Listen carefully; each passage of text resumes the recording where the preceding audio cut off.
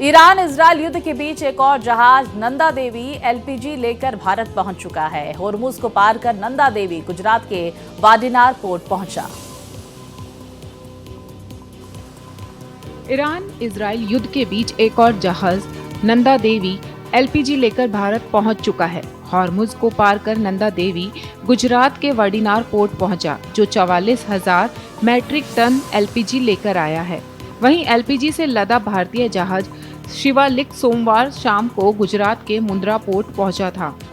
देश में एलपीजी की कमी को देखते हुए बंदरगाह पर शिवालिक का आने से पहले ही उससे जुड़ी सभी कागजी और दूसरी कार्रवाई की जा चुकी थी। ईरान और अमेरिका के बीच भीषण जंग जारी है। विदेश मंत्रालय ने स्पष्ट किया कि अमेरिका के साथ स्ट्रेट ऑफ होर्मुज में व्यापारिक जहाजों की सुरक्षा के लिए युद्धपोत भेजने को लेकर अभी तक कोई द्विपक्षीय बातचीत नहीं हुई है। पश्चिम एशिया में बढ़ते तनाव और होर्मुज स्ट्रेट में जहाजों की आवाजाही पर संकट के बीच भारत ने अपना रुख साफ कर दिया है। विदेश मंत्रालय ने कहा कि होर्मुज स्ट्रेट में व्यापारिक जहाजों की सुरक्षा के लिए युद्धपोत भेजने को लेकर भारत और अमेरिका के बीच कोई बातचीत नहीं हुई है। ये बयान उस समय आया है जब अमेरिका के राष्ट्रपति डोनाल्ड ट्रंप ने कई देशों से इस अहम समुद्री मार्ग की सुरक्षा के लिए युद्धपोत भेजने की अपील की है। विदेश मंत्रालय के प्रवक्ता रणधीर जायसवाल ने कहा कि कई देश इस मुद्दे पर चर्चा कर रहे हैं, लेकिन भारत और अमेरिका के बीच इस विषय पर कोई द्विपक्षीय बातचीत नहीं हुई है। ईरान ने इजरायल और अमेरिका के साथ चल रहे युद्ध में पहली बार अपनी सबसे आधुनिक बैलिस्टिक मिसाइलों में से एक सेजल का इस्तेमाल किया है। ईरान पर इजरायल अमेरिका गठबंधन के बाद शुरू हुआ युद्ध आज 18वें दिन में प्रवेश कर गया है। ईरान ने इजरायल और अमेरिका के साथ 28 फरवरी से चल रहे युद्ध में पहली बार अपने सबसे आधुनिक बैलिस्टिक मिसाइलों में से एक सेजल का इस्तेमाल किया है। जानकारी के तहत ये मिसाइल ईरान से सिर्फ 7 मिनट में इजराइल के तेल अवीव तक पहुंच सकती है। एयर डिफेंस के लिए भी इस मिसाइल को रोकना मुश्किल होता है। हालांकि मिसाइल हमले में इजराइल में नुकसान की जानकारी अभी सामने नहीं आई है। इसे डांसिंग मिसाइल भी कहते हैं। पश्चिम एशिया जंग को लेकर अमेरिका के राष्ट्रपति डोनाल्ड ट्रंप ने दावा किया कि ईरान की सैन्य ताकत खत्म हो चुकी है। अमेरिकी सेना ईरान में 7,000 से ज्यादा ठिकानों पर हमले कर चुकी है। अमेरिका के राष्ट्रपति डोनाल्ड ट्रंप ने ईरान में चल रहे अमेरिकी सैन्य अभियानों को लेकर कहा, संघर्ष शुरू होने के बाद से अमेरिकी सेना ने पूरे ईरान में 7,000 से अधिक ठिकानों पर हमले किए हैं। उनके अनुसार इन हमलों का निशाना ज्यादातर सैन्य और रणनीतिक ठिकानों पर रहे हैं। ट्रंप ने दावा किया कि इन कार्रवाइयों से ईरान के बैलिस्टिक मिसाइल लॉन्च में लगभग 90% और ड्रोन हमलों में करीब 95% की कमी आई है। अमेरिकी राष्ट्रपति डोनाल्ड ट्रंप ने कहा कि ईरानी सरकार को समाप्त करने के लिए हमारा पावरफुल सैन्य अभियान पिछले कुछ दिनों से पूरी ताकत से जारी है। पश्चिम एशिया में जारी युद्ध के बीच ब्रिटेन के प्रधानमंत्री कीर स्टारमर ने कहा है कि वो ब्रिटेन को पश्चिम एशिया में व्यापक युद्ध में घसीटे जाने की अनुमति नहीं देंगे। ब्रिटेन के प्रधानमंत्री कीर स्टारमर ने कहा कि ब्रिटेन को पश्चिम एशिया में जारी युद्ध में घसीटे जाने की अनुमति नहीं देंगे। उन्होंने कहा कि वो यूरोपीय सहयोगियों के साथ मिलकर होर्मुज की खाड़ी को फिर से खोलने के लिए एक योजना तैयार कर रहे हैं। कीर स्टारमर ने पुष्टि की कि उन्होंने अमेरिकी राष्ट्रपति डोनाल्ड ट्रंप के साथ स्थिति पर चर्चा की थी। डाउनिंग स्ट्रीट में एक प्रेस कॉन्फ्रेंस में उन्होंने कहा कि हम अपने सभी सहयोगियों, जिनमें हमारे यूरोपीय साझेदार भी शामिल हैं, उनके साथ मिलकर एक सामूहिक योजना पर काम कर रहे हैं, जिससे होर्मुज से नौवहन की व्यवस्था शुरू की जा सके। ईरान ने अमेरिका और इजरायल को चुनौती देते हुए दुनिया भर के मुसलमानों और इस्लामी देशों से एकजुट होने की अपील की है। पश्चिम एशिया में जारी तनाव के बीच ईरान के सर्वोच्च नेता के सलाहकार अली लारिजानी ने ईद से पहले और रमजान की शब-ए कद्र के मौके पर दुनिया भर के मुसलमानों और इस्लामी देशों की सरकारों के नाम एक बेहद कड़ा और खुला संदेश जारी किया है। इस बयान में ईरान ने न केवल अमेरिका और इजरायल को खुली चुनौती दी है, बल्कि उन मुस्लिम देशों की चुप्पी पर भी तीखे सवाल उठाए हैं जो इस संकट की घड़ी में तटस्थ बने हुए हैं। लारिजानी की इस आक्रामक रुख और अपील ने कूटनीतिक हलकों में हलचल तेज कर दी है, जिससे अमेरिका और इजरायल भी हैरत में हैं। प्रयागराज में एलपीजी संकट के बीच होटल और रेस्टोरेंट एसोसिएशन ने व्यापारियों से अपील की है। होटल और रेस्टोरेंट एसोसिएशन ने व्यापारियों से गैस बचाने और अन्य उपकरण अपनाने की सलाह दी। प्रयागराज में एलपीजी संकट के बीच होटल रेस्टोरेंट एसोसिएशन ने व्यापारियों से अपील की है होटल रेस्टोरेंट एसोसिएशन ने व्यापारियों से गैस बचाने वाले अन्य उपकरण अपनाने की सलाह दी है। प्रयागराज होटल रेस्टोरेंट एसोसिएशन के अध्यक्ष हरजिंदर सिंह ने कहा कि मौजूदा हालात में सभी व्यापारियों को जिम्मेदारी और अनुशासन के साथ काम करना होगा, जिससे होटल और रेस्टोरेंट उद्योग की सेवा में कमी न हो। एलपीजी गैस की मौजूदा कमी से रेस्टोरेंट व्यवसाय प्रभावित हो रहा है।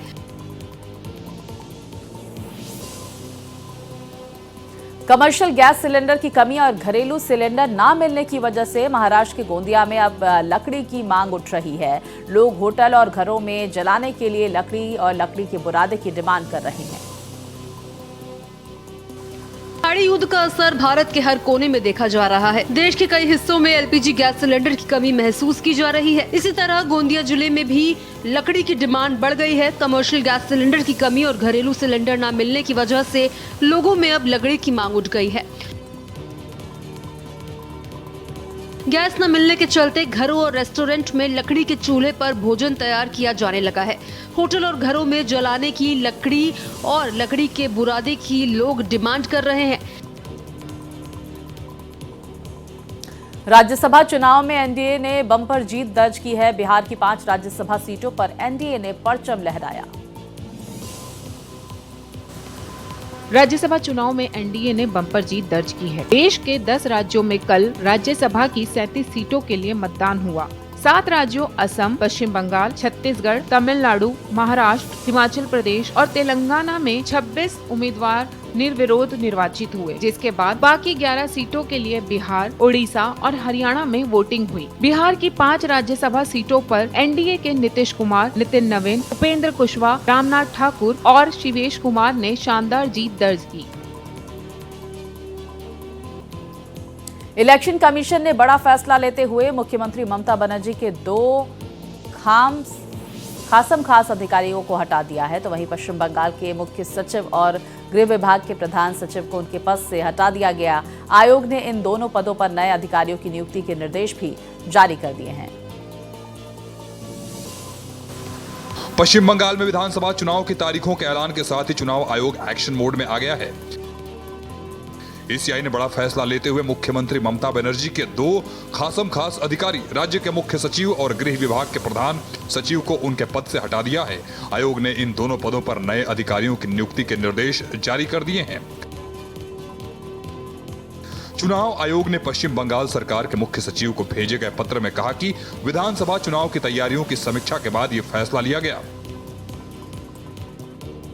लखनऊ के चिन्हट सीएचसी में मरीजों की कतार में मास्क लगाकर खड़े हुए डिप्टी सीएम ब्रजेश पाठक की सख्ती नजर आई। इस दौरान वो बदहाल व्यवस्था और गंदगी देखकर नाराज हो गए। उन्होंने सफाई एजेंसी का 1 हफ्ते का भुगतान काटने का निर्देश दिया है।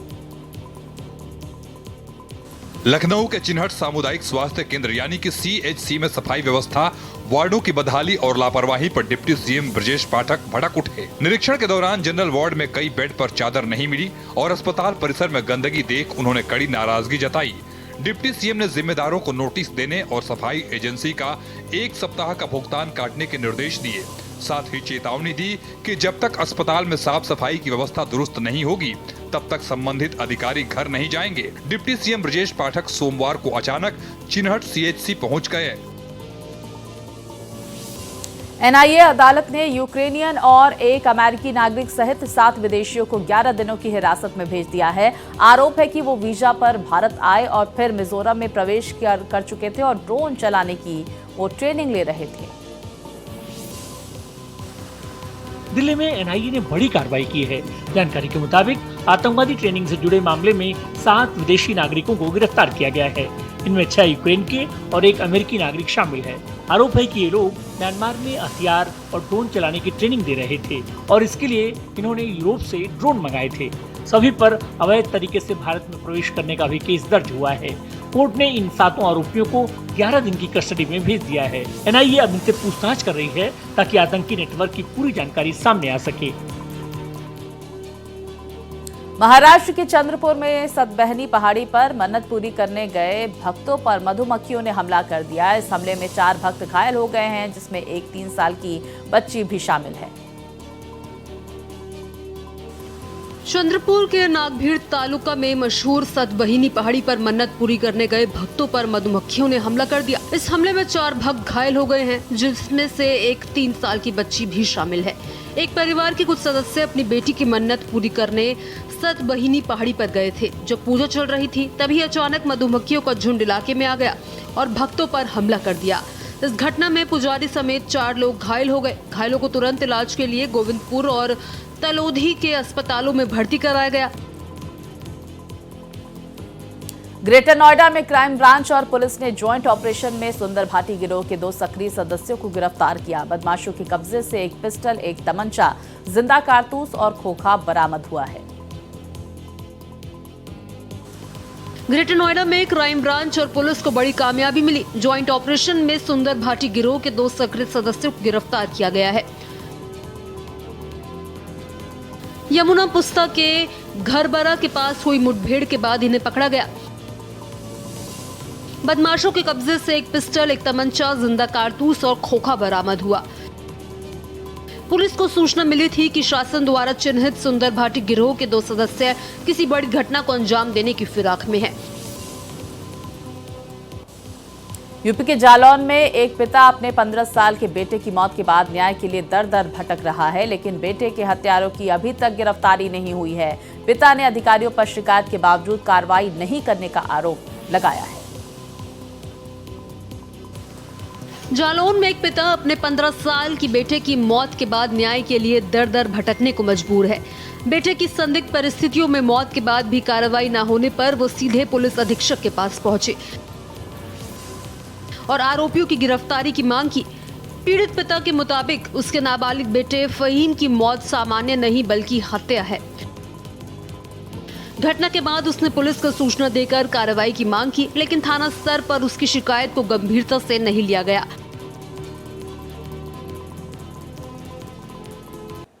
ग्वालियर के मोहना में एक युवक ने अपने ही दोस्त की डंडे से पीट कर हत्या कर दी। वारदात के बाद आरोपी फरार हो गया। सूचना मिलते ही पुलिस मौके पर पहुंची और आरोपी की तलाश शुरू की। ग्वालियर के मोहना में एक युवक ने अपने ही दोस्त की डंडे से पीट कर हत्या कर दी। वारदात के बाद आरोपी जंगल की ओर भाग गया। सूचना मिलते ही पुलिस मौके पर पहुंची, लेकिन तब तक युवक की मौत हो चुकी थी। बताया जा रहा है कि शराब पार्टी के दौरान दोस्त ऋषि सिकरवार ने दीपक शाक्य का मोबाइल ले लिया। मोबाइल लेने पर दोस्त दीपक शाक्य नाराज हो गया, जिसे लेकर उन दोनों के बीच बहस शुरू हो गई और बहस इतनी बढ़ गई कि दीपक ने डंडे से दोस्त ऋषि के सिर पर कई वार किए। लखनऊ के गोमती नगर में एक रेस्टोरेंट में वेज थाली में मांस का टुकड़ा निकलने पर हंगामा मच गया, जिसकी शिकायत करने पर रेस्टोरेंट कर्मचारियों ने अभद्र व्यवहार किया। उसके बाद कर्मचारियों के खिलाफ गोमती नगर थाने में शिकायत दर्ज कराई गई।